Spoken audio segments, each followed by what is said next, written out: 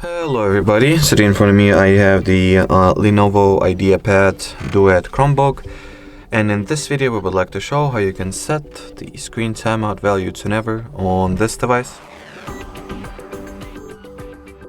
First of all, launch the Google Play Store. You also got to make sure that your tablet is connected to the Wi-Fi. Then at the search bar type in caffeine. Once the needed app is found, click on this green install button and wait for the caffeine app to get downloaded and installed respectively.